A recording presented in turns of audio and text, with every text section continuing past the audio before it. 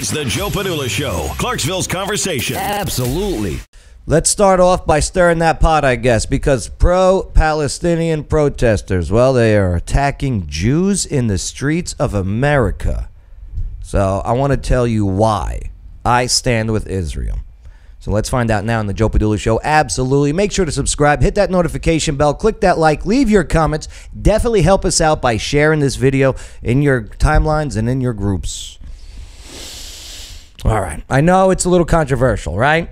Definitely. But, I mean, this is what's happening. This is what's happening. Check this out. Couldn't believe I was watching this news report. Crisis in the Middle East may be sparking hate crimes against Jewish people here at home. One violent attack was caught on camera last night. Yeah, CBS 2's Kara Fincham is live in Beverly Grove with a look at what's happening. Kara, good morning. Good morning, DeMarco. Local law enforcement confirms to us that they're now investigating a number of incidents captured on cell phones and on security cameras as possible hate crimes, including that attack that you're mentioning, which took place here at this sushi restaurant at about 10 o'clock last night. No pork in sushi. A look. Video which was posted to social media shows what police are calling a brawl or a fight. Oh my God! For those via iHeartRadio, there is a gentleman that just picked up one of those stanchions, you know, with the red velvet stanchions, picked it up and is starting to smash it at some of the guys that were eating there at the sushi restaurant. Yeah, that's not a fight. That's an attack. Outside the restaurant, they say the suspects who attacked the patrons of the restaurant were all dressed in black and were reportedly part of a caravan. Now, we spoke with the man who tells... And in the caravan, they all, outside of their cars, had they were all waving the Palestine flags. Us that caravan approached waving pro-Palestinian flags. Then he says unprovoked began throwing bottles at him and the group he was dining with, planning a wedding. He's a photographer. He is not Jewish, but says he was physically attacked when he tried to defend the group and that profanities were used. Imagine the media coverage if this was a bunch of people driving around with MAGA flags. I'm just saying, but move on. With the attackers cussing at Jewish people. Because right now the headline says possible Jewish hate crimes. Yeah, no, that's hate crimes, right? I hear you, man. No, that's not possible. That's that no is. hands down about that. I'm saying the media sucks, but I think media has to use the word possible because there's no conviction, right? Allegedly. Right. That's now miss me with all that. I hear you, Bay. I'm on 100%. He says he later went to the hospital because he was pepper sprayed during the incident. We also have some security camera video of another incident being investigated. Look at this one. This one's security camera, okay, of the back of a building where the parking lot is. And there's a Hasidic Jew, you can see in his outfit. He's running. He's running from a car. The car is chasing him, and hanging out the car are all the Palestinian flags. By the LAPD as a possible hate crime. It shows an Orthodox Jewish man being chased by a caravan of people waving Palestinian flags. At least the Palestinian flags got their flashers on. You see that with their lights? First. What is that about? Safety first. Waving Palestinian flags. This apparently took place near La Brea and Rosewood. The man got away. He's okay. The video was recorded by an outdoor parking lot camera. And again, police tell us they are taking a closer look at this right now. And detectives also looking at this post, which claims a group of people on foot waving Palestinian flags and shouting "Free Palestine" appear to be approaching homes with mezuzahs. Those are containers which hold prayers which are usually hung on the doorposts of Jewish homes. The LAPD says some of this appears to have taken place on the Jewish holiday of Shavuot and that they are looking into whether that could possibly be connected to this, as well as the ongoing Israel-Palestinian conflict overseas. Back to... You think? You think? Really? It might be DeMarco, related. Suzanne, I did just speak with that eyewitness to the situation here, the man who was attacked by phone, and we'll have some of his thoughts coming up in our next half hour. It's interesting. You would think, because I don't know, but all right. So there's the report. There's what's happening. And this is not just in America. Over in England, there was pro-Palestinian convoys driving through London, protesters yelling, F the Jews. They weren't saying the word F, though, if you know what I mean.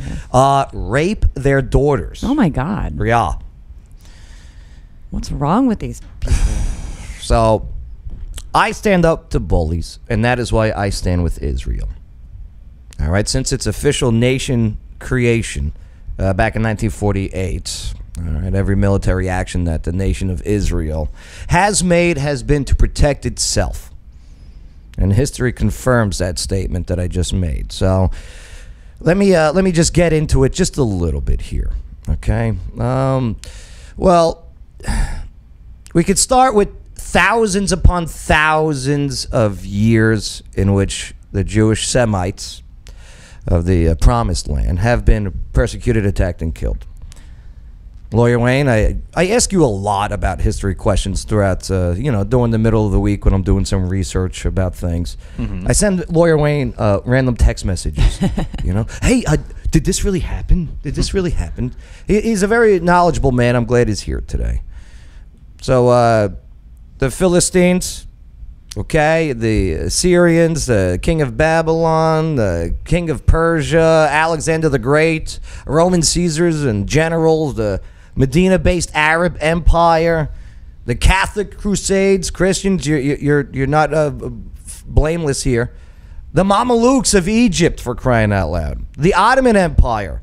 So many others, of which we can go deeper into while breaking bread or something. But now let's just actually start and jump to the 1930s, where the Nazis had taken over Germany, and the Jewish agency and the Nazis, they negotiated a transfer of agreement of about 250,000 Jews to arrive into Israel, also known as Palestine, which was under British rule at the time. Okay, so the Brits were controlling Israel at the time. That's not confusing. That area, right. So the Arabs in Palestine, aka Israel, they were pissed. They got pissed. They're like, no. So the Jewish immigration and the Nazi propaganda they made this large-scale Arab revolt in Palestine. This was about in the late 30s there. Okay. It was largely an uprising against the British rule, pretty much. But then World War II kicks off, right? And millions of persecuted Jews trying to leave Europe, well, every country was closing their borders to them. They were going to the homeland, Israel. And then British even decided, like, no more. That's it. We're too packed. But July 4th, 1946, World War II's over. There was a massive program in Poland that led a wave of Holocaust survivors fleeing Europe into Israel. Then a Jewish revolt began against British rule. So now you had the Palestinians, the Arab Palestinians, the Hebrew Israelites, all in one area going up against the Brits saying, enough, we've had enough. So the British actually said, hey, why don't we just make two states? Okay, an Arab and a Palestinian state. An Arab Palestinian state and an Israeli Hebrew state. The Hebrews said, yay! The Arabs said, no. All right. Well, then the British, they're like, we can't handle this. We just can't do this. So they said to the UN, the newly formed United Nations, the British go, listen, we need help here. Can you handle this? Yeah. And they go, you know what? We'll get our General Assembly.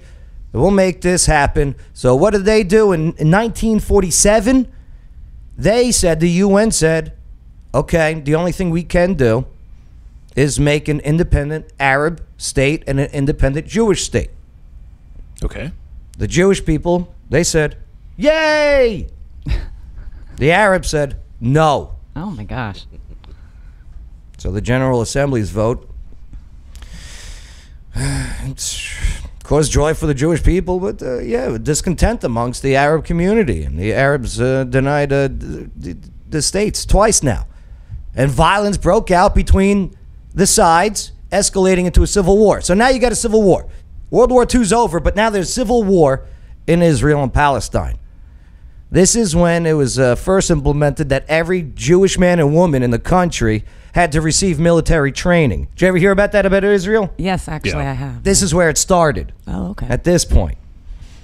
So during the Civil War, the Jewish people made military deals with the U.S. and the Soviet Union.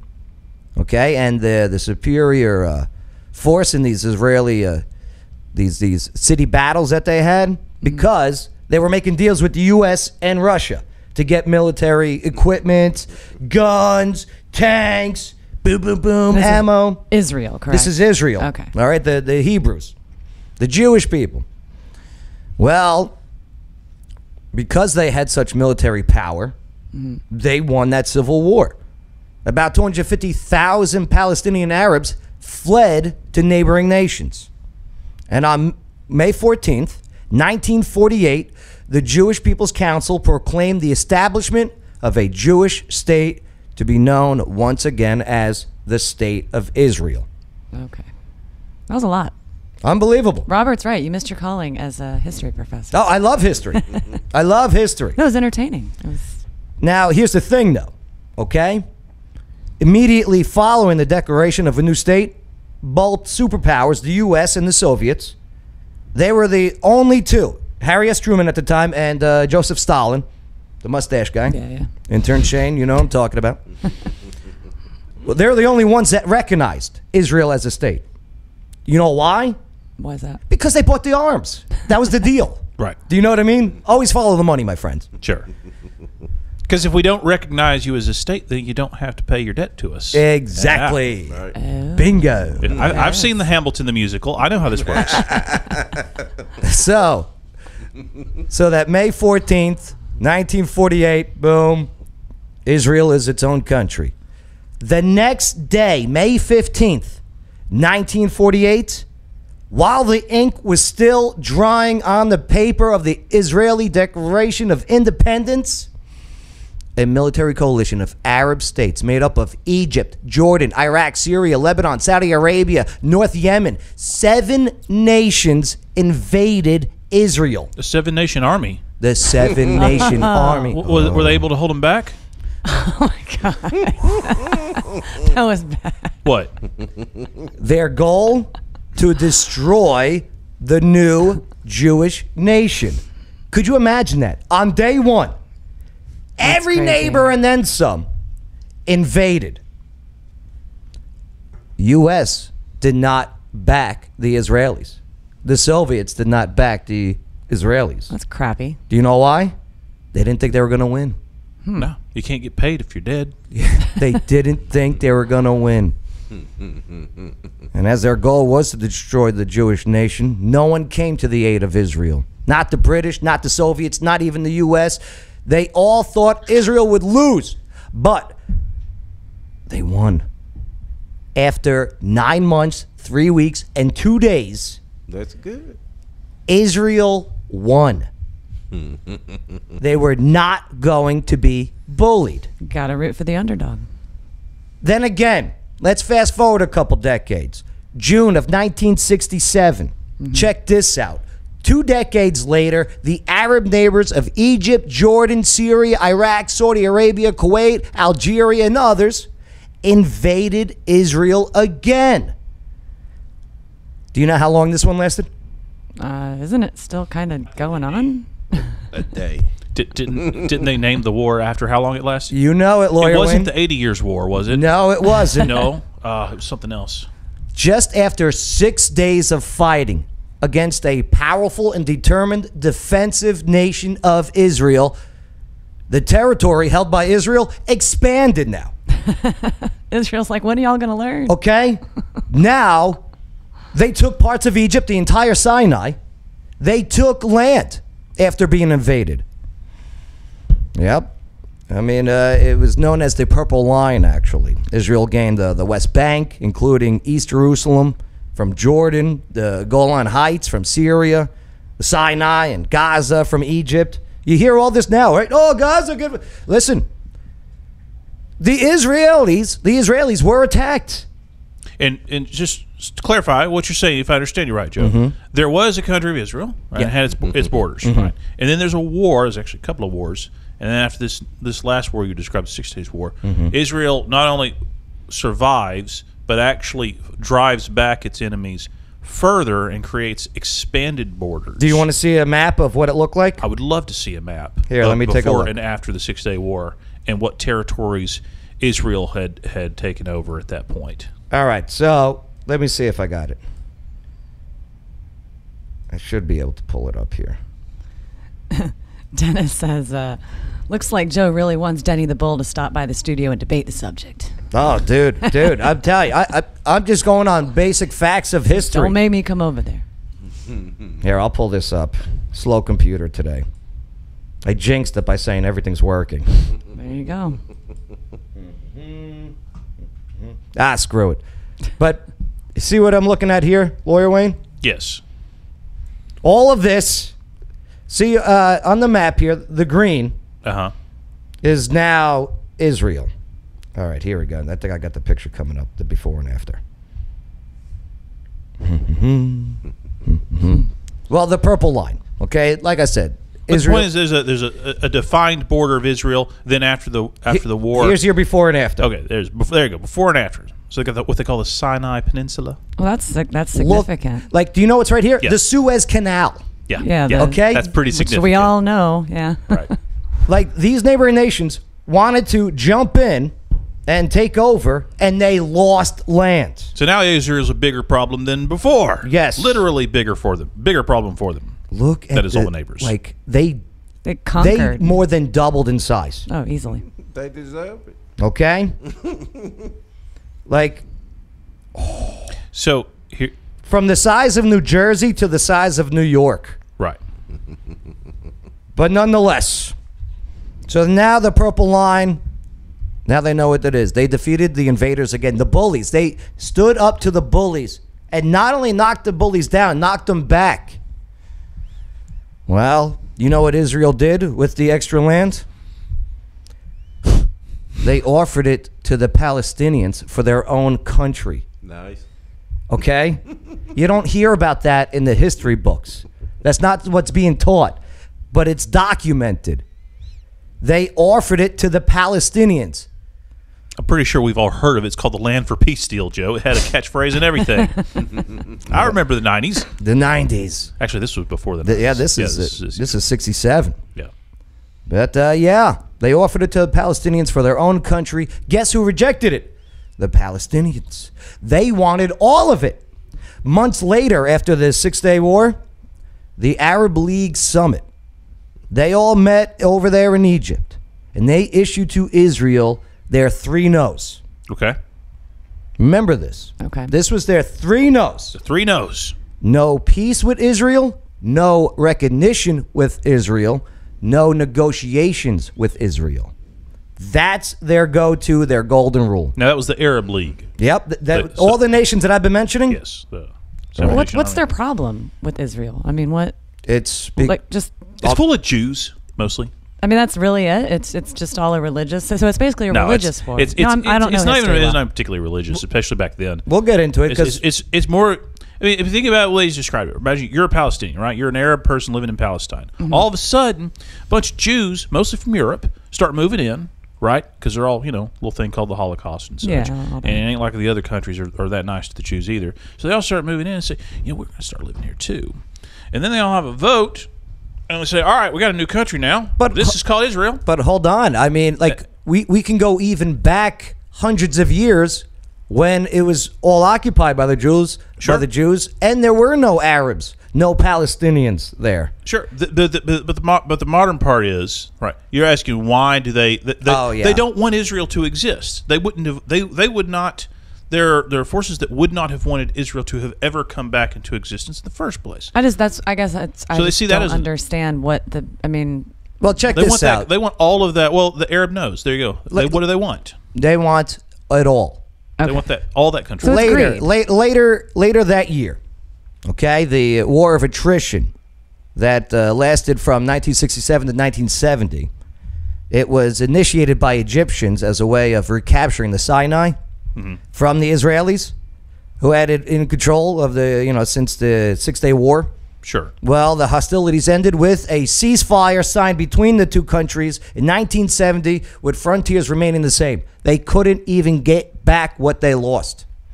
Egypt tried to reconquer the land back from Israel.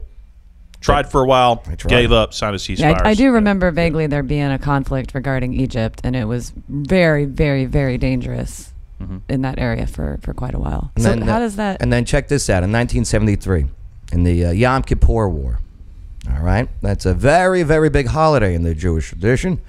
It was from the 6th to the 26th of October in 1973. A coalition of Arab states led by Egypt and Syria against Israel as a way of recapturing part of the territories which they lost during that Six-Day War. They still want it back. Well, the war began with a surprise joint attack by Egypt and Syria on the Jewish holiday of Yom Kippur. Egypt and Syria crossed the ceasefire lines in the Sinai and the Golan Heights, and eventually Arab forces, well, they were defeated by Israel, and there was no territorial changes. Again, attacked.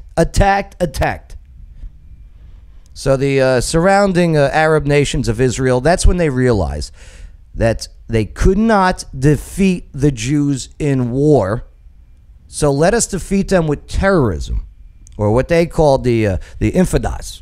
Intifada? Intifadas, right. Guerrilla war. Freedom fighters, yeah, from a certain point of view. One man's terrorist, another man's freedom fighter. Yeah, they couldn't do it with... We can't blow up their military bases, so let's blow up some nightclubs. So like the Palestinian insurgency in South Lebanon, the Palestinian Liberation Organization, better known as the PLO. Well, they relocated to the south of Lebanon, and they staged attacks on the Israeli border sites and made a base for their internal operations.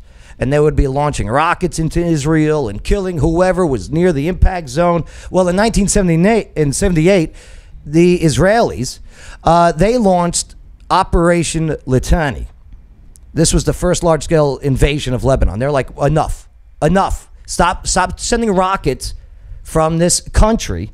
Even though you're not a country, you're an organization, and you're in this country. Well, we're sick of dying. We're going to take you out. Who said that? The Israelis. The Israelis. Right. Yeah, they went into Lebanon there. Right.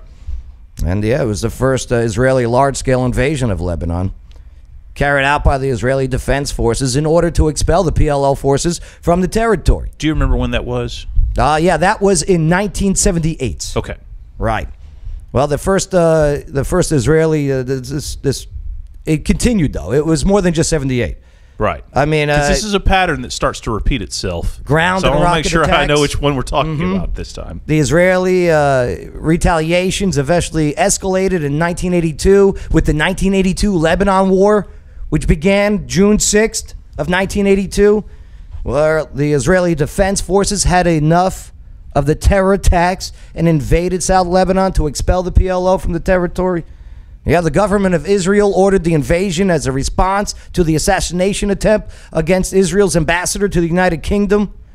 And due to the constant terror attacks on northern Israel made by the Palestinian guerrilla organizations, again, all out of Lebanon, the war resulted in the expulsion of the PLO from Lebanon. Lebanon's like, get out. Right. You can't, okay? We're getting our cooked tuchus. We're getting our tuchus handed to us. Yeah, Facebook doesn't like this conversation, by the way. No, Two flags, I know. Yeah, we'll get cut off here. I'm sure soon. But again, Israel stood up to the bullies and to those who protected the bullies. I stand with people who stand up to bullies. Years following, terror attacks, kidnappings hit Israel from the Iranian-backed Hezbollah.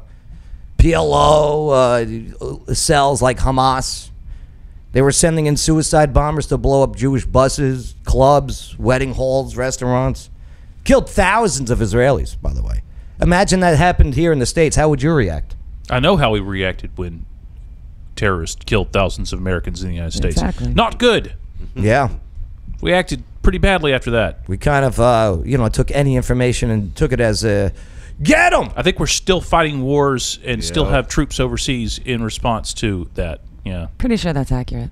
Israel even signed peace treaties with the PLO.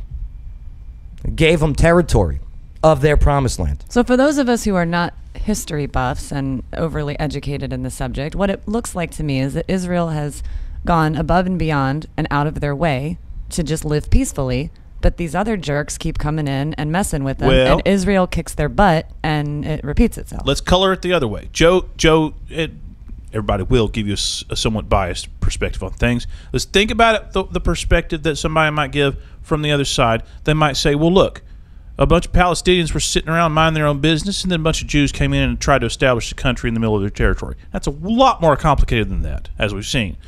But you can certainly imagine, especially trying to simplify it to a child, especially like a Palestinian child. Wayne. Here's the, here's an easy way. See, we all lived here, and then the Jews came and tried to start a country in the middle of our country.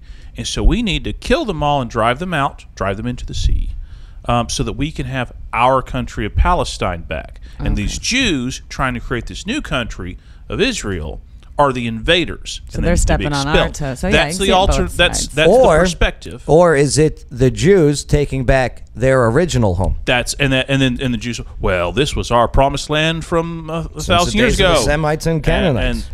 So then, what's going on currently? Is that hold on? You're jumping ahead. We're only in the 70s now. Hold on, everyone. Let me finish here because, like I'm saying, I'm trying to make a point. Okay. Giving back the land now. The West Bank, including parts of East Jerusalem, the entire Gaza Strip. They even offered a two-state solution again. 7 times in total. 7 times in total they offered the two-state solution. They said no.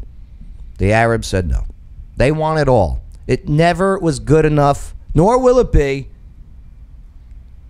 especially with people who chant death to the Jews. Remember the 3 no's. Just remember the 3 no's. Yeah. That's still their I.O. They're dying on that hill. No peace with Israel, no recognition with Israel, no negotiations with Israel. Another example. Now we're getting closer to more modern times. 2006, the Lebanon War in the summer of 2006. It began as military operations as a response to the abduction of 2 Israeli reserve suicide soldiers there. Yeah. Also, the operation gradually strengthened to become a wider confrontation. The principal participants, Hezbollah, paramilitary forces. Now, the conflict had started in July of that year, but United Nations, they brokered a deal. They said, hey, let's do a little ceasefire. So August 14th, Israel said, fine. They lifted its naval blockade, of Lebanon. But the war resulted in the, the pacification, if you will, of southern Lebanon and, the weakness of the Hezbollah. Israel's strong. Israel's tough. You keep attacking it. The Gaza war. How about that one? In 2008, December 2008 to January 2009, it was a 3-week armed conflict. Israel and Hamas. Hamas kept shooting rocket fire from the Gaza Strip, the land that they just got. Yeah. Right. So they used that land into Israel. I remember that. That was one of the complaints, is that land was a great staging area for attacking the population centers of Israel, especially Tel Aviv, I believe. Never give in to the bullies. That's what you get. The Israelis, though, they attacked back with an airstrike, and on January 21st, done. They couldn't do any more. Palestinians were like, oh, we can't. But what did the Jews do? What did Israel do? They withdrew out of the Gaza after just suppressing it and taking it back. Yeah. They're going, you know what? Forgive. Still not enough. Daily attacks on Israel continue to include Operation Protective Edge in 2014, where Palestinian forces increased rocket attacks on Israel by Hamas militants, kidnapped and murdered 3 Israeli teenagers. And even now, today in 2021, Israel continues to get attacked and is forced to defend herself. As Hamas in Gaza sending these military rockets into Israel. And thank God the Iron Dome that they use is intercepting most of these rockets. So in the defense of the bullies, right? Israel has to take out these targets and structures that enables the attacks in Gaza. I mean, and when Hamas is having offices and office buildings next to media, I mean, what do you expect? Like, it is nuts. And through it all, Israel has never abandoned its commitment to the rule of law. Check this out. Okay. 1/5 of its citizens are Muslims in Israel. The Muslims there have all the same rights as Jewish citizens and any citizen. They have key positions in Israeli courts, in Israeli press, in the government over there.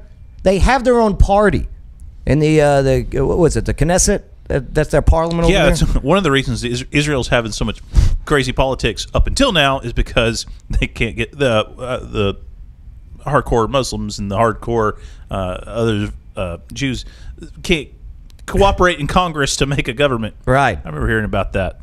I hate parliamentary politics.